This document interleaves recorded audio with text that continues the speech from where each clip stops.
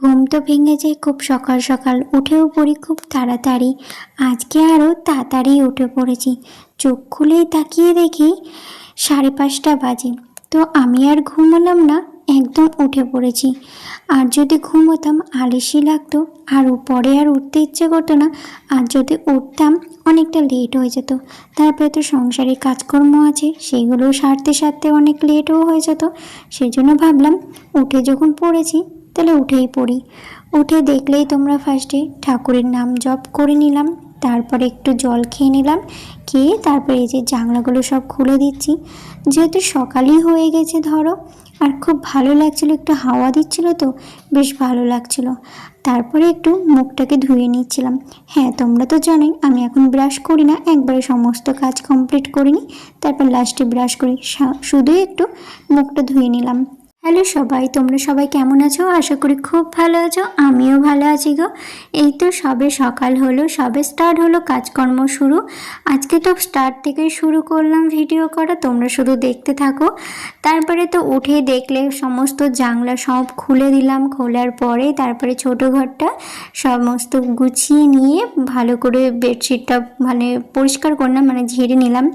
ঝাড়ার পরে এই ঘরে এসে দেখি তারপর তো বড় উঠে গেছে, বড় উঠে বাথরুমে গেছে। তাহলে ভাবলাম একবারে বিছানাটাও ঝেড়ে নিই, তার জন্য কিন্তু একবারে আমি বিছানাটাও ঝেড়ে নিলাম। আমার তো ঝাড়া কমপ্লিট হয়ে গেল। তারপরে ও এখনও কিন্তু বাথরুম থেকে আসেনি, তার জন্য ভাবলাম এই ঘরটায় আগে ভালো করে আমি ঝাড় দিয়ে নিই, না তো এসে ফ্যান চালাবে, তারপরে নোংরাগুলো থাকবে আর আমি ভালো করে ঝাড় দিতে পারবো না। তার জন্য কিন্তু ফার্স্টে আমি এই ঘরটা আমি ঝাড় দিতে লাগলাম। জানো তো, এত সংসারের কাজের মধ্যে ব্যস্ত হয়ে গেছি, এখন সেরকমভাবে ফোনে টাইমই দিতে পারছি না। মাঝে মাঝে তো নিজেকে খুব বিরক্ত লাগছে যে আমি সেরকমভাবে এখন সময়ই দিতে পারছি না। এত সংসারের কাজের মধ্যে ব্যস্ত হয়ে পড়েছি। হ্যাঁ জানি, সংসারের কাজগুলো করছি বলে সেগুলোই তোমাদের সঙ্গে তুলে ধরতে পারছি, কিন্তু ফোনেও তো আমাকে সময় দিতে হবে, সেই সময়টাও আমি এখন সেরকমভাবে ঠিক করে দিতে পারছি না। আর যখন আমি ফোনের কাজ করতে যাচ্ছি এত শরীর ক্লান্ত লাগছে, ঘুম ঘুম ভাব চলে আসছে, তারপর না অটোমেটিক আমি ঘুমিয়ে পড়ছি। জানো তো, আগে তো তোমাদেরকে আমি বলেছি দুপুরবেলায় আমি ঘুমাই না, আর এখন না কদিন থেকে আমার এরকম হচ্ছে, এত শরীর ক্লান্ত লাগছে। আমি যে ফোনের কাজ করতে যাচ্ছি দুপুর টাইমটাই, দুপুরবেলা ভুল 4টে বাজে, তখন 4টের সময় যদি কোনো কাজ করতে যাচ্ছি তো এত ঘুম পাচ্ছে আমার, আমি ফোনে কাজও করতে পারছি না ঠিক করে। তো কি আর করব বলো, শরীর প্রচণ্ডই ক্লান্ত লাগছে। যাই হোক, এইদিকে কিন্তু আমার তোমাদের সঙ্গে এই কথা বলতে বলতে অনেক কাজই হয়ে গেল। যেমন ধরো ঝাড় দেওয়া, মোছা, ওপরটা কমপ্লিট করে এসে নিচটাও করে নিয়েছি, সেটা আর ভিডিওর ক্লিপ দেখালাম না।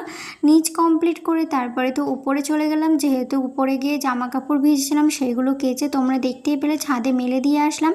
মেলে দিয়ে আসার পরে তারপরে তো ঠাকুরের বাসন নিয়ে চলে গিয়েছিলাম ওপরে, সেগুলো মেজে ফুল তুলে যেই নিচে এসেছি তারপরে তো ঝমঝমিয়ে চলে আসলো বৃষ্টি। আমি তো ছাদে জামা কাপড়গুলো মেলে দিয়েছিলাম, তারপরে ভাবলাম যা এই মেলে দিলাম আর সব ভিজে গেল। আর তারপরে তো কিছুক্ষণ পরে দেখলাম টানা রোদ উঠেছিল প্রচণ্ডই, তো শুকিয়ে গিয়েছিলো, কোনো অসুবিধা হয়নি। হ্যাঁ, শাশুড়ি মা আমাকে একবার বলছিল যখন আমি ঠাকুরের বাসনগুলো নিয়ে যাই, তখন বলছিল এই তো আমি উঠে পড়েছি, আমি মেজে নেব, তাই বলছিল। শাশুড়ি মাকে বাসন মাজতে দিইনি, কারণ হচ্ছে যে ঠান্ডা লেগেছে শাশুড়ি মায়ের, তার জন্য আমি বাসনটা মাজতে দিইনি ঠাকুরের। ওই জন্য আমি সবই যখন করে নিচ্ছি তাহলে ঠাকুরের বাসনটাই বা কেন বাদ যাবে, তাই না? সেই জন্য আমি এটাই ভেবে কিন্তু আমি ঠাকুরের বাসনগুলো মেজে নিয়েছিলাম। আর গোপু সোনাকে তো তুলে নিয়েছি, তুলে ওকে আমি মুখ ধুইয়ে তারপরে বিস্কুট জল খাইয়ে তারপরে সুন্দরভাবে সাজিয়ে আমি কিন্তু ওকে বসিয়ে দিয়েছি। হ্যাঁ, তোমাদের সঙ্গে এই ভিডিওটা আমি শেয়ার করতে পারলাম না, শেয়ার করতে পারলে খুব ভালোই হতো, তাহলে তোমরা দেখতে পেতে। তো যাই হোক, রাত্রিবেলাতে বরকে জিজ্ঞেস করেছিলাম কালকে সকালে টিফিন কী নিয়ে যাবে। তো ভাবনা চিন্তা করছিল, কালকে যেহেতু দুজনে মিলে লুচি ভাজছিলাম রাত্রিবেলায়, তখনই ওকে জিজ্ঞেস করেছিলাম, তখন ওকে আমি নিজেই বললাম, ওর ভাবনা চিন্তা দেখেই। তো আলুর পরোটা করে দেবো, নিয়ে যাবে? তো বলেছিল হ্যাঁ করে দেবে, নিয়ে যাব। তাহলে আলুর পরোটা খাবে কি দিয়ে? তো বললো তুমি যেটা ইচ্ছে সেটা করে দেবে। তো বললো ঘুগনি করে দিও। তো মটর যেহেতু আমি খুঁজে পাইনি, আমি এর আগের দিনও ভিডিওতে বলেছি তোমাদেরকে, মটর খুঁজে পাইনি বলে কাবলি কাবলি ছোলা ছিল, কাবলি ছোলাই আমি আবার ভিজিয়ে দিয়েছিলাম। তাই বললাম কাবলি ছোলা দিয়ে তাহলে খেয়ে নিও। তো বলে ঠিক আছে, তার জন্য আবার রাত্রিবেলাতে কাবলি ছোলাটা ভিজিয়ে রেখে দিয়েছি। আর এই যে আলুর পরোটা কিন্তু আমি সমস্ত ভেজে নিলাম, ভাজা কমপ্লিট করে তারপরে কিন্তু শ্বশুরমশাইয়ের জন্য রুটি করে নিয়েছি। আর কাবলি ছোলা তো তোমরা দেখলে আগে করে নিয়েছিলাম ঘুগনিটা। তারপরে তো বর টিফিন নিয়ে চলে গেল। তখন সমস্ত কাজ কমপ্লিট করে যখন আমি উপরে আসি তখন দুপুর 12টা বাজে বা 12টা বেজে গিয়েছিল। তখনও কিন্তু কিছু খেয়েছিলাম না আমি সকাল থেকে। আর জানো তো আমি খেয়ে নিলে না কাজ করতে আমার একদমই ইচ্ছে করে না, ওর জন্য কিন্তু আমি কিছু খাই না। একবারে সমস্ত কমপ্লিট করি তারপরেই মানে খাই আমি। দিয়ে সমস্ত কাজ কমপ্লিট করে তারপরে কিন্তু চলে আসলাম উপরে এসে তারপরে খেয়ে নিলাম। খেয়ে নিয়ে স্নান করে তারপরে এই যে ভেজা চুলে আমি কিন্তু শুয়ে পড়েছিলাম। এত শরীর ক্লান্ত লাগছিল, মানে আমার শরীর আর দিচ্ছিল না, তার জন্য কিন্তু শুয়ে পড়েছি কি ঘুমিয়ে পড়েছিলাম। ঘুম থেকে উঠেই তারপরে এত খিদে পেয়েছে, তারপরে কিন্তু নিচে চলে গেছিলাম। নিচে সমস্ত অনেক কাজ ছিল, যেমন বাসনগুলো গুছানো, তারপরে অনেক টুকিটাকা অনেক কাজ ছিল।